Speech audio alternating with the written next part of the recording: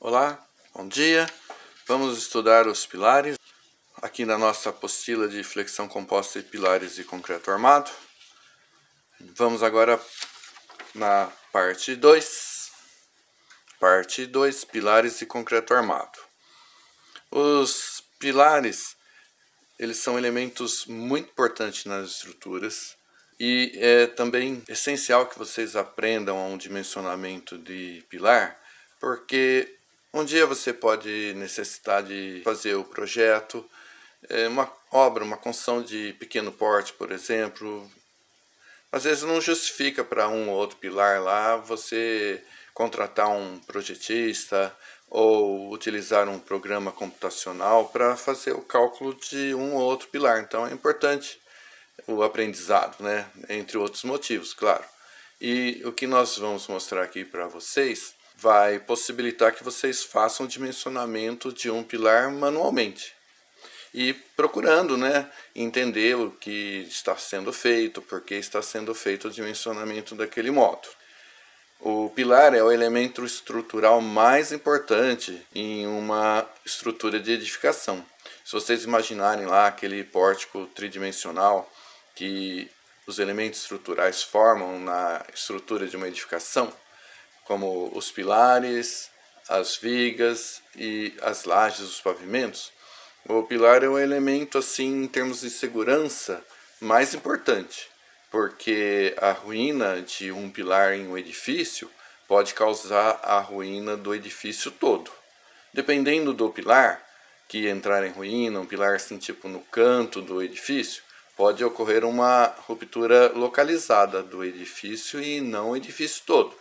Mas dependendo da importância, um pilar mais interno, com carga considerável e dependendo da sua posição, né, na geometria ali daquele pórtico espacial, a sua ruína pode levar à ruína do edifício todo. É muito importante tomar bastante cuidado no dimensionamento dos pilares. Vamos iniciar aqui, item 1. Na verdade, 1 de pilares, mas na sequência aí da apostila, item 5, introdução aos pilares. Bom, eu vou lendo aqui alguns itens que a gente julgar mais importante e peço que vocês vejam, leiam a apostila inteira, como venho sempre falando. O dimensionamento dos pilares é feito em função dos esforços externos solicitantes de cálculo, que podem compreender forças normais, ND, momentos fletores, MDX e MDY, e forças cortantes, VDX e VDY. E como nós vamos ver, relembrando a definição de pilar, de acordo com a NBS 101/18, pilar é o elemento onde o esforço preponderante é a força normal de compressão, mas podem existir aí os demais esforços solicitantes. Na NBR 61/18 de 2003, que substituiu uma versão mais antiga, que foi a NB178, 1978, a versão de 2003 fez algumas alterações nas metodologias e principalmente na questão de consideração de um momento fletor mínimo solicitante no pilar, como nós vamos entender mais à frente. Na verdade é uma formulinha para nós calcularmos qual é o momento fletor mínimo que nós vamos considerar atuando em todos os pilares. E até a versão de 2003, não existia esse momento fletor mínimo. Nós fazíamos os cálculos com base em uma excentricidade acidental. Aí, a versão de 2014 da NBS 61/18 manteve essas prescrições e trouxe ainda outros conceitos. Esse texto que eu vou apresentar aqui para vocês trata apenas do dimensionamento dos pilares e não pilares paredes, tá? E uma outra questão. A NBR 61/18, como eu disse, introduziu o momento fletor mínimo. Em opção, a excentricidade acidental, que era vigente até a norma de 2003. Nós fazíamos então somente com base na excentricidade acidental. Agora não, nós temos uma opção de fazer com o momento fletor mínimo. Então eu vou mostrar para vocês como fazer o dimensionamento com base no momento fletor mínimo ou como opção a excentricidade acidental. E cabe ao engenheiro escolher qual processo ele vai escolher, dado que a norma não fixa, ela dá a possibilidade de ambas as considerações, tá bem? Na NBR 6118 tem algum processo simplificado que eu não vou apresentar aqui, porque fica muito extenso, nem dá tempo. Mas é bom dizer, né, que existe lá na NBR 6118 e que vocês, se quiserem ter um estudo mais aprofundado dos pilares, podem olhar. Processo aproximado para o dimensionamento da flexão composta oblíqua. Então é um método simplificado que nós não vamos mostrar. Aqui nesse item 6, nós temos especificações do concreto e do cobrimento. Então eu volto a apresentar questões relativas à escolha da resistência FCK, do cobrimento, relação ao água-cimento mínimo para o concreto, de acordo com a classe de agressividade ambiental em que a estrutura se encontra ou um determinado elemento estrutural também pode ter, diferente da edificação, né? Porque é uma questão muito importante. Quando nós vamos iniciar o projeto estrutural em concreto armado, ou mesmo protendido, a primeira coisa que nós temos que definir é o concreto. Qual é o FCK? Qual a relação ao água-cimento máximo e outras características de abatimento, etc. Qual o cobrimento mínimo para a armadura? Então eu repito aqui na apostila, tá bem? Dada a importância que existe. Só para chamar a atenção, nós temos aqui a tabela 2, que são as classes de agressividade ambiental. Em função da classe de agressividade ambiental definida, pode ser tanto para a estrutura como um todo ou para algum elemento estrutural que compõe aquela estrutura tridimensional. Nós vamos ter, por exemplo, classe 3, a relação água-cimento máxima de 0,55 e a resistência mínima para o concreto é o FCK 30 MPa. Então o C30 é o mínimo, tá vendo? Maior ou igual aqui. Menor relação água-cimento implica também uma resistência do concreto mais elevada. Eu acho que hoje em dia, mesmo num sobrado, numa casa, num galpão, a resistência mínima que você deve especificar é o C25. Até o C20 eu já imagino que para uma questão de maior durabilidade ao longo de dezenas e dezenas de anos da vida útil de uma edificação, eu não usaria menos que o C25 não, tá? A questão do cobrimento, nós temos aqui para os pilares de concreto armado, o cobrimento é o mínimo com a tolerância na execução ΔC igual a 10 milímetros. Então, classe 1, 25 milímetros, classe 2, 30, classe 3, 40, classe 4, 50. Bom, ó, tem uma questão importante que nós não realçamos lá em concreto 1, mas que agora no estudo dos pilares está aqui, nessa nota dessa tabela da NBR 6118, nota 3. No caso dos pilares em contato com o solo junto aos elementos de fundação, a armadura deve ter cobrimento nominal maior ou igual a 45 milímetros. Tá muito nítido aqui o que a NBR 6118 está informando, que o cobrimento mínimo passa a ser 4,5 centímetros no pilar que está ali em contato com o solo, tá bem? Conceitos iniciais. Bom, agora eu vou apresentar nesse item 7 alguns conceitos de modo a subsidiar o entendimento dos métodos simplificados que nós vamos utilizar aqui para cálculo de pilares, que é o método do pilar padrão com curvatura aproximada e o método do pilar padrão com rigidez aproximada. Definição de pilares. São elementos lineares de eixo reto, usualmente dispostos na vertical, em que as forças normais de compressão são preponderantes. Os pilares paredes são elementos de superfície plana ou casca cilíndrica. Vamos subir um pouquinho aqui. Aqui nós temos exemplos de pilares paredes. Elementos de superfície plana e elemento curvo ou casca cilíndrica, usualmente dispostos na vertical e submetidos preponderantemente à compressão. Podem ser compostos por uma ou mais superfícies associadas, como vemos aqui nesta figura. Para que se tenha um pilar parede, em alguma dessas superfícies, a menor dimensão deve ser menor que 1/5 da maior, ambas consideradas na seção transversal do elemento estrutural. Vejam, nessa figura 40, nós temos aqui no desenho, no elemento A, um pilar, B, um pilar parede. Nós chamamos aqui na apostila as dimensões na horizontal, HX, na horizontal, HY. E nós só vamos estudar os pilares de seção retangular ou quadrada. Nós temos que o pilar é quando o comprimento é menor que 5 vezes a largura.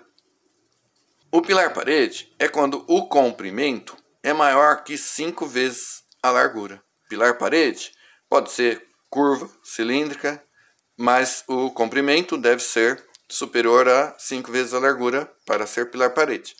Uma composição de superfícies, onde pelo menos uma superfície da seção composta deve ter comprimento maior que 5 vezes a largura. Flambagem.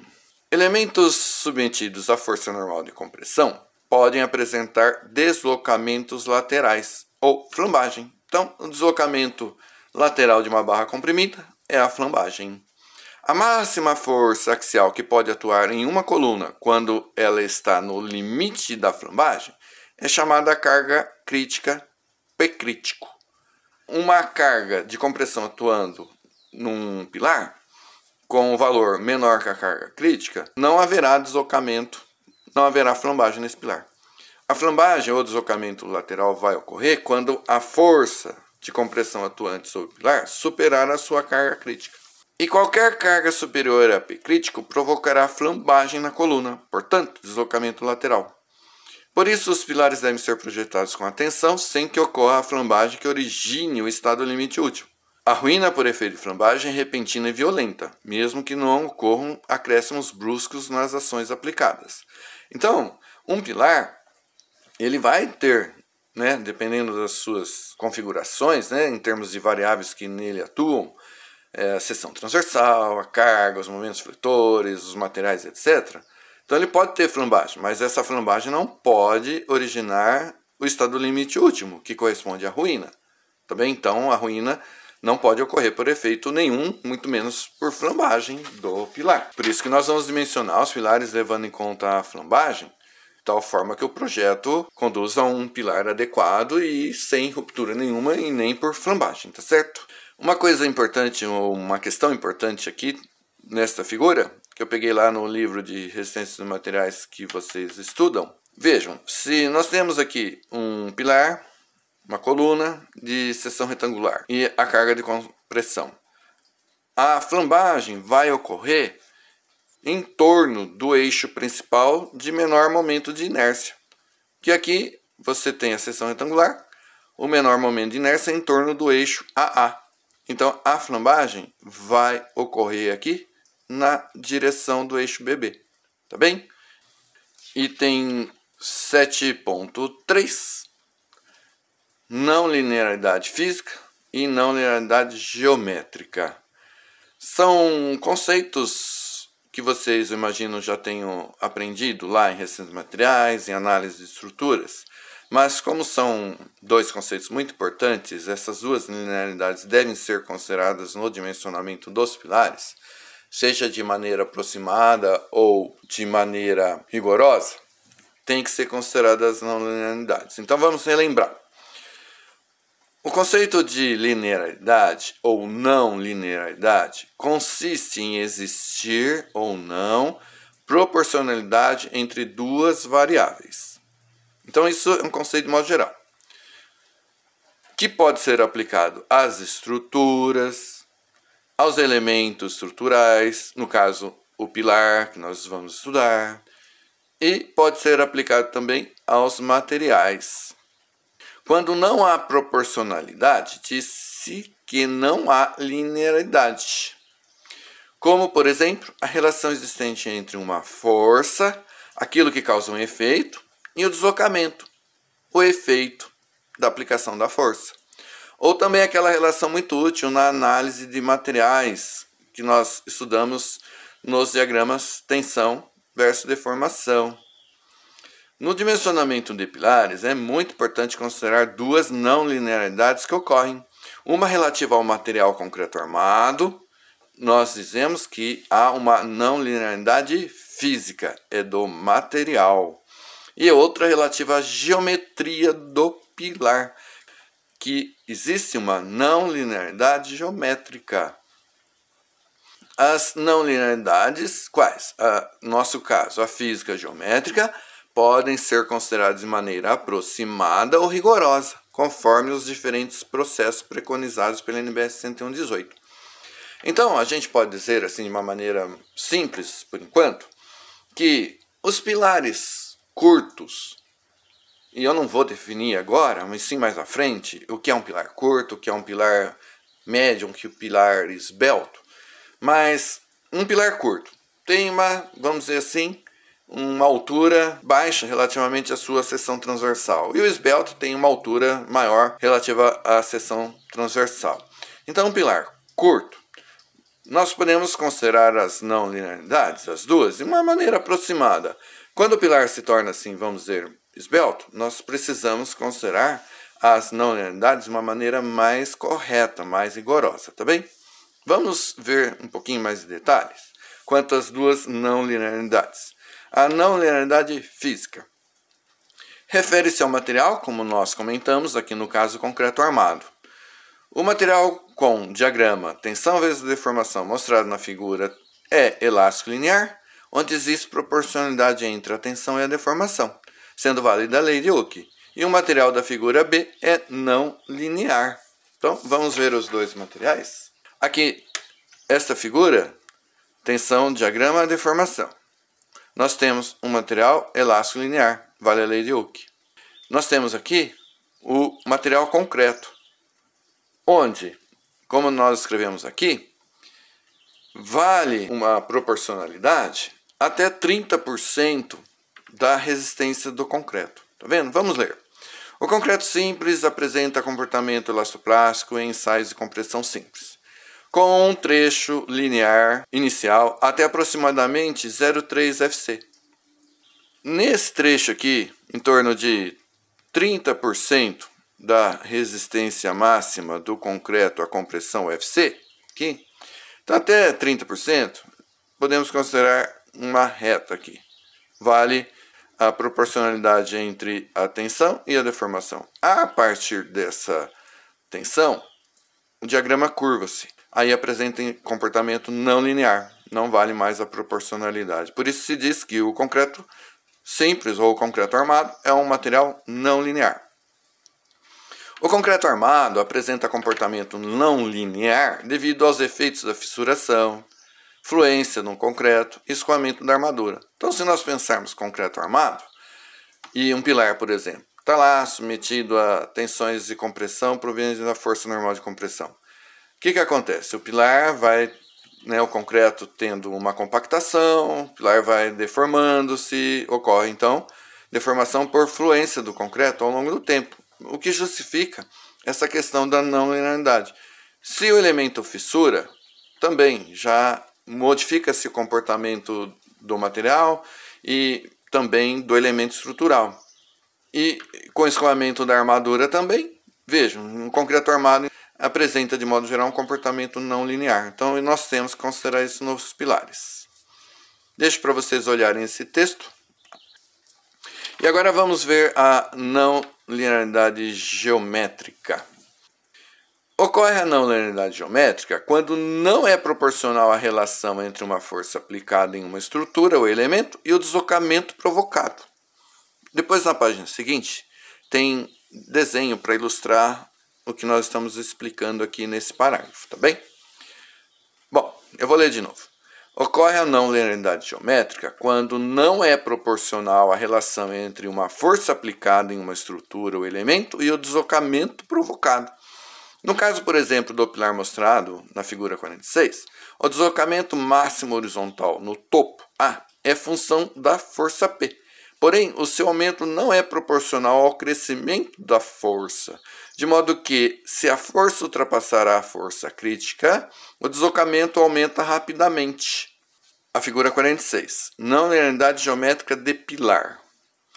Nós temos aqui, imaginando uma barra, um pilar, submetido à força normal de compressão, engastado na base, livre no topo, uma altura L. Sob efeito desta força, quando ela ultrapassar a força crítica dessa situação, vai ocorrer uma flambagem, um deslocamento horizontal, que nós marcamos aqui como A. Quando não há proporcionalidade entre a força P e o deslocamento horizontal, nós dizemos que ocorre uma não linearidade geométrica do elemento no caso. Vejam, quando nós temos uma força aplicada aqui no pilar maior que a força crítica, veja, ocorre um deslocamento horizontal. Mas se você aumenta um pouquinho só a força, veja que aumenta num valor maior o deslocamento A. Essa curva aqui mostra que não há proporcionalidade entre a força e o deslocamento obtido, a causa e o efeito. Isso justifica a consideração da não linearidade geométrica no cálculo dos pilares, porque esse fenômeno ocorre. Vamos voltar aqui.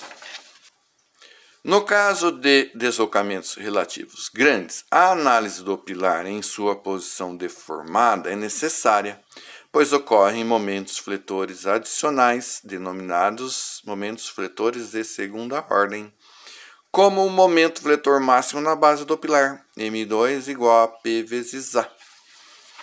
Se você está dimensionando um pilar, vamos considerar que o pilar sofreu flambagem. E ele, então, agora tem esta configuração, sob efeito da força de compressão que nele atua. O que acontece?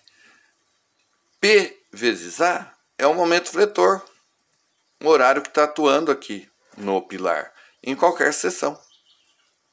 Tá? Aqui na base tem um momento fletor máximo, que é P vezes A. E então nós devemos dimensionar esse pilar para a força P e para o momento M2 que aqui atua, que é P vezes A, tá bem?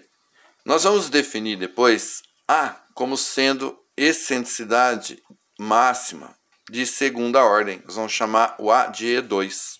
De tal forma que nós vamos chamar o momento de segunda ordem M2, P. Depois nós vamos chamar P como força normal, então P vezes E2. Portanto, o momento de segunda ordem que nós vamos ter que considerar juntamente com a força normal que atua no pilar N, ok? Veja aqui, a NBR 6118 no item 1541 define nas barras da estrutura como um lance de pilar. Os respectivos eixos não se mantêm retilíneos, surgindo aí efeitos locais de segunda ordem.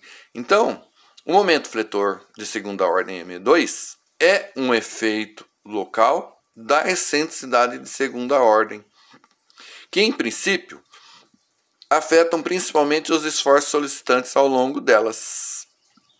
Portanto, os pilares têm um comportamento geometricamente não linear, ou seja, a análise do equilíbrio deve ser feita na condição deformada, conforme a chamada teoria de segunda ordem, em que são levados em conta os efeitos dos deslocamentos nos esforços solicitantes, tá bem? Então, essa é a teoria de segunda ordem que nós devemos considerar num elemento comprimido, numa estrutura também que vai ter deslocamentos horizontais. Vocês imaginem um pórtico espacial que é ou representa a estrutura de uma edificação em concreto armado.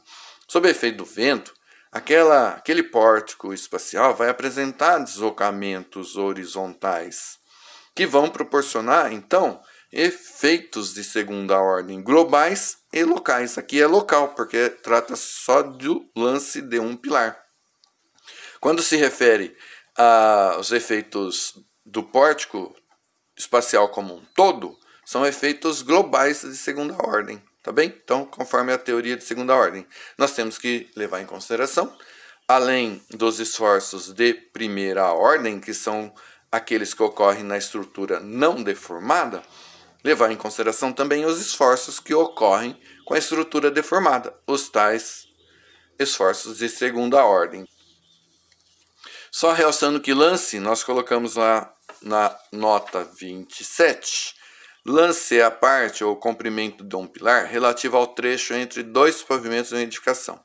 Então, lance é aquela altura ali do pilar entre um pavimento e o outro, acima ou abaixo, tá? Então, você tem aí um pilar como um elemento ao longo da altura de um edifício, por exemplo, com 10 pavimentos, o pilar é desde a fundação até lá na cobertura, mas nós tratamos como lance. Nós fazemos o dimensionamento dos pilares isolados, lance a lance. Então, se tem 10 pavimentos, 10 lances. 10 cálculos de dimensionamento nesse pilar. No cálculo de pilares, eu acrescentei com lambda máximo igual a 90. A NBR 101/18 permite algumas simplificações na avaliação dos momentos fletores de segunda ordem, o M2. No método pilar padrão com curvatura aproximada, a não linearidade geométrica é considerada de forma aproximada, supondo-se que a deformação da barra seja senoidal, e a não linearidade física, que é do material concreto armado, é considerada por meio de uma expressão aproximada da curvatura na seção crítica. Então, o que nós podemos acrescentar aqui para vocês? Olha, a não linearidade geométrica, quando lambda máximo é igual a 90, pode ser feita de uma forma aproximada, supondo a curvatura da barra senoidal. Então, nós vamos considerar que a equação dessa curvatura seja senoidal, tá? Então, uma senoide aqui. Essa é a aproximação. Nós vamos definir, no item seguinte, a equação desta curva senoidal. E depois, nós vamos definir também a não linearidade física por meio de uma expressão aproximada da curvatura na seção crítica. Então, no caso do pilar padrão é a definição que eu vou apresentar um pouco mais à frente, mas já adiantando, é um pilar engastado na base, livre no topo, submetido a carregamentos, forças horizontais, etc., com um deslocamento máximo conhecido, tá? Isso é a definição de pilar padrão. E aí, você tem aqui a curvatura. Se você imaginar o pilar como uma viga, por exemplo, ó, tem a curvatura aqui. R, que vocês aprenderam lá em resistência dos materiais. Então, nós temos a seção crítica, é a base aqui do pilar padrão. Então, qual é a curvatura na seção crítica? Na base, no caso. Nós vamos definir a curvatura na seção crítica, R, de uma forma aproximada. É isso que a NBR permite quando nós fazemos o dimensionamento de um pilar com o método do pilar padrão com curvatura aproximada. Então, curvatura senoidal e uma expressão aproximada para a curvatura aqui na base, tá? No método do pilar padrão com rigidez aproximada, a não linearidade geométrica é também considerada supondo a forma senoidal. No entanto, a não linearidade física do concreto armado é considerada por meio de uma expressão aproximada da rigidez EI da barra ou do pilar. Porém, no caso de pilares esbeltos, as simplificações não são permitidas. Quais? Não pode pensar que é senoidal essa curvatura, tem que procurar a curvatura correta e as não linearidades devem ser consideradas de maneira rigorosa pelo método geral, tá bem? Então, pilar esbelto, temos que aplicar o método geral. Item 7.4, equação da curvatura de elementos fletidos. Com o intuito de subsidiar o entendimento do método pilar padrão, apresentado adiante, e da expressão para cálculo do momento fletor de segunda ordem, apresenta-se em seguida a equação da curvatura de peças fletidas. Olha, vamos considerar, por exemplo, uma viga, tá? Fletida. Olhando aqui esta figura 47, curvatura de uma peça sob flexão simples. Nós estamos pegando aqui um pequeno elemento de largura ds de uma viga com altura h. Vejam aqui, as linhas tracejadas indicam um elemento de largura ds e altura h. A altura h é a altura da viga, tá bem? Sob efeito de momento fletor positivo, nós vamos ter a seção se alterando para esta, olha, após deformar-se sob efeito das tensões normais. Então, com pressão aqui, a deformação na região superior, o encurtamento máximo no topo, ε1, e o alongamento na fibra da base, aqui está, ε2 aqui. Y menor que zero ou maior que zero, a partir daqui desse ponto, que no nosso caso, estamos supondo metade de h, tá bem? Então temos a deformação aqui em qualquer fibra ao longo de h. Bom, o que acontece? Eu não vou explicar em detalhes para vocês, porque vocês também já, imagino, tenham aprendido lá em resistências materiais. Eu vou ser objetivo, é o que nos interessa aqui. Então nós estamos definindo aqui a equação da curvatura de uma barra sob flexão simples. Importante, essa dedução tem aí, né, em diversos livros e teses e dissertações e apostilas, etc. No caso aqui eu fiz de acordo com a dedução apresentada pelo Fusco no seu livro de 81. Trata de um livro bem importante no estudo dos pilares. E temos aqui uma expressão que é essa daqui, olha, o inverso da curvatura 1 sobre R. O que é o R? Eu não mostrei aquela hora, ó, aqui no desenho. R é aqui, ó, está vendo? É a curvatura. Se nós olharmos esta viga aqui sob duas forças de compressão, que apresenta uma linha elástica como essa, e portanto uma curvatura, olha aqui o R, aqui desse ponto até um determinado ponto aqui ao longo da linha elástica. Geralmente nós mostramos o R em termos de inverso de R, então inverso da curvatura, tá bem? Aqui está definido que o inverso da curvatura 1 sobre R é igual a ε2 mais ε1 em módulo dividido por h. Se nós olharmos esse desenho aqui, olha, ε2 é a deformação então de alongamento aqui na fibra da base da viga. ε1 a deformação de encurtamento lá na fibra do topo da viga. Então, o inverso da curvatura, a ε2 mais ε1 dividido por h. Se nós considerarmos uma viga de concreto armado, nós vamos, nesse desenho aqui, olhar assim, olha. Vamos imaginar então uma armadura tracionada AS, com uma altura útil D.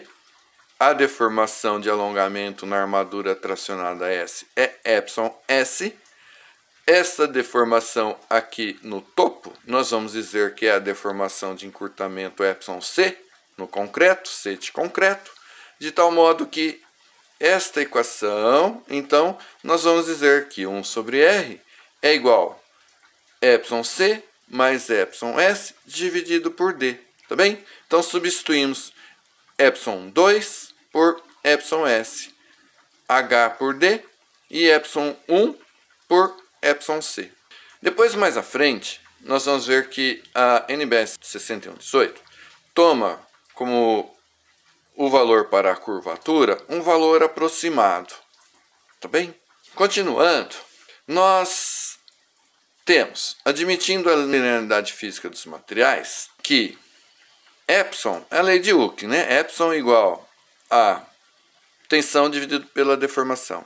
Nós temos lá da resistência dos materiais que a tensão é o momento fletor dividido pelo momento de inércia da seção transversal vezes a posição y da fibra que estamos considerando.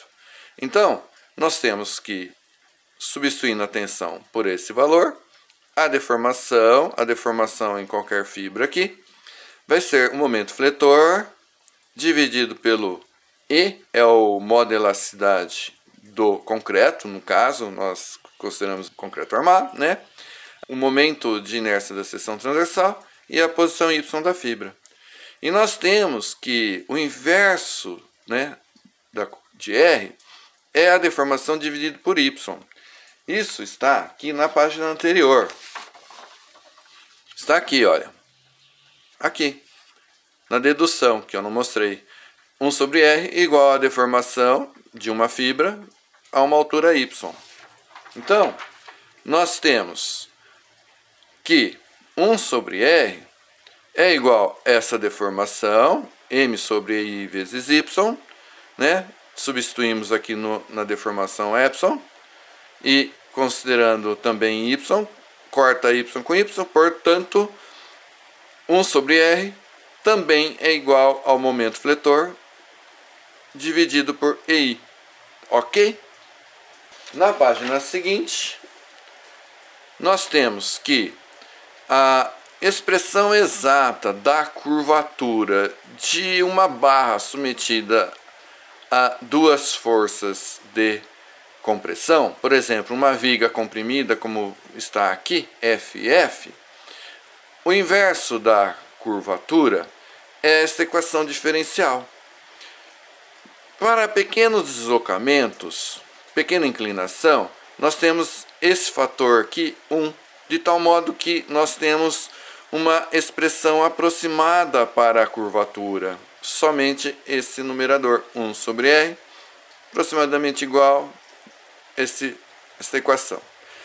E como nós já tínhamos definido que 1 sobre R também é M sobre I, então nós chegamos nessa equação aqui, 63. 7.5. Definição de pilar padrão e da curvatura aproximada. Essa curvatura aproximada a que se refere o título é a curvatura aqui do pilar comprimido, tá? Esta curvatura senoidal, tá bem? Como já comentado nos métodos do pilar padrão com curvatura aproximada, que é a senoide, e com rigidez aproximada, a não linearidade geométrica é considerada de forma aproximada, supondo-se que a deformação da barra seja senoidal. De modo que nesse item apresentam-se a definição do pilar padrão e a dedução da equação simplificada da curvatura de barra comprimida. Necessária a aplicação dos métodos do pilar padrão no dimensionamento de pilares.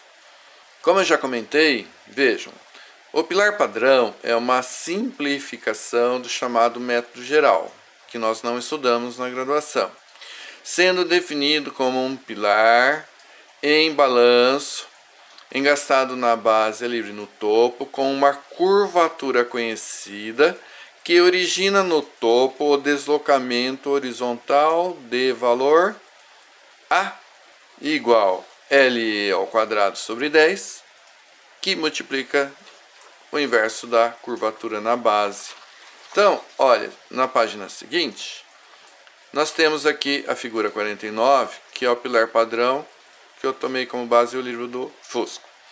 A é o deslocamento máximo no topo. L ao quadrado sobre 10 e 1 sobre R. O que nós vamos apresentar agora, na verdade, é a definição desse valor A, que nós vamos chamar, no dimensionamento dos pilares, excentricidade de segunda ordem E2. A máxima aqui, que ocorre nesse pilar comprimido, engastado na base livre no topo. Então, a definição de A. Essa é, enfim, a definição do pilar padrão. Vamos voltar aqui. O pilar engastado e livre. Forças horizontais podem ser aplicadas. Uma força concentrada horizontal H aqui no topo. A força N normal de compressão. Momento fletor de primeira ordem, que é N vezes a excentricidade de primeira ordem E1. Ou seja, tem momento fletor de primeira ordem. A barra vai apresentar esses deslocamentos horizontais, onde nos interessa o máximo, E2, e nós vamos ter um efeito de segunda ordem, um momento de segunda ordem, que é N vezes E2.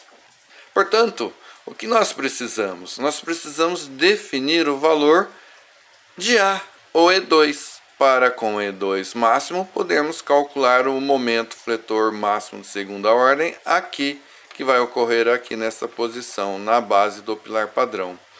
Tem essa outra figura, curvatura de uma barra comprimida engastada na base livre no topo, onde nós representamos aqui o comprimento de flambagem LE, que é 2 vezes a altura L, de um pilar engaçado na base livre no topo. E vejam que a curvatura nós vamos considerar na seção crítica, que é a base do pilar. Por quê? Porque é aqui na base que nós vamos ter, se considerarmos esta curvatura toda, ó, vejam, essa curvatura toda, a excentricidade máxima E2 é aqui na base, né? Tá certo? Cada seção tem um deslocamento horizontal Y. Vejam os eixos X e Y. Então, Y, tá certo? Y máximo, E2, portanto, aqui na base. Daí, então, que nós vamos considerar essa curvatura na base. Depois, quando nós dimensionamos, de fato, o pilar, tomando em conta o método do pilar padrão, é como se nós, ó, vejam, temos o lance do pilar aqui assim, ó, tá? Por exemplo, um pilar biarticulado, articulado no topo, articulado na base. Força normal, N. O que vai acontecer com esse pilar? Flambagem, né? Deslocamento horizontal, onde vai ter o E2 máxima aqui na base. Tá vendo? Ó? Então, nós fazemos essa analogia. Ó. O pilar está aqui biarticulado, na base, que base do um pavimento, né?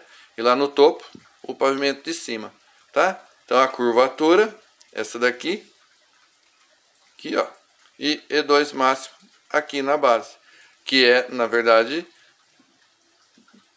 na metade da altura do pilar, né? Quando nós consideramos esse pilar biarticulado, então E2 na metade da sua altura. Seguindo aqui na sequência, tem a dedução da equação senoidal da curvatura aproximada, tá bem? Então eu deixo para vocês olharem aí em casa. Qualquer dúvida, entre em contato. Tem aqui, matemática, né? Nós vamos chegar aqui na equação 68, que é a equação daquela curvatura senoidal para a barra comprimida. É uma equação simplificada. A, que é a excentricidade máxima, aqui, ó, como a gente já viu, tá certo? Que nós vamos considerar trocar por E2 na equação, que é o que está escrito logo aqui abaixo, ó, tá?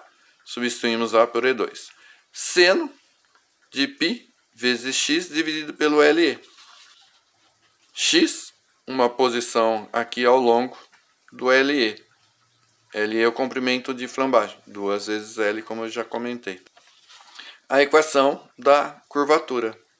Y igual a seno de π, x, L. E vamos em frente na dedução, porque nós queremos chegar no E2, tá? Continuando aí a dedução, olhem aí depois. Quem gosta aí de matemática, pode se divertir. E nós chegamos aqui nesta equação, e por fim, substituindo aqui o π ao quadrado como aproximadamente 10, pronto, aqui está a excentricidade ou deslocamento horizontal máximo, E2. LE ao quadrado, dividido por 10, e que multiplica a curvatura na base. Nós temos E2, LE ao quadrado, dividido por 10, e a curvatura aqui na base, tá? Sendo assim, nós podemos calcular o momento de segunda ordem M2D. D é valor de cálculo, né? Considerando que a força normal de compressão já está majorada pelos coeficientes de ponderação das ações, temos ND, força normal de cálculo, vezes a excentricidade E2, o valor máximo, temos o momento, então, de segunda ordem na base. Agora, o que falta é nós definirmos um valor para 1 sobre R na base. A NBR 6118 toma assim, veja. Pegando a equação 59, o que é a equação 59? É essa aqui, ó, que nós já mostramos lá atrás, tá? 1 sobre R na base igual a deformação εc no concreto, na fibra mais comprimida, a deformação de alongamento na armadura S e a altura útil D, como já definimos lá atrás, tá? Então, nós vamos, por exemplo, considerando o aço CA50, gama S 1,15, a deformação no concreto comprimido, encurtamento máximo 3,5 por mil. Nós vamos substituir εc por 0,035. Aqui vamos por FYD sobre ES, né? É a lei de Hooke, tá certo? εs, lei de Hooke. FYD é 50 sobre o gama S 1,15.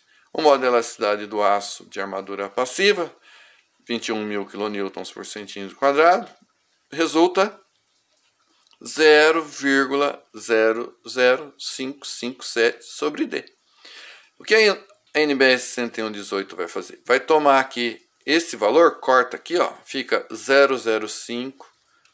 A NBR 6118, nesse item aqui, toma uma expressão aproximada para a curvatura na base. Curvatura na base, como sendo 0,005 sobre H, que multiplica Ni mais 0,5. O Ni, nós já definimos o valor dimensional relativo à força normal de compressão, está aqui. E menor ou igual a esse valor máximo aqui, trocando o D por H. Eu vou ficar devendo para vocês a definição, ou mostrar a origem disso aqui. Tá bem? Que a norma toma aí como um valor aproximado. Eu mostrei o valor máximo e aqui o E2, tá bem? E vamos em frente.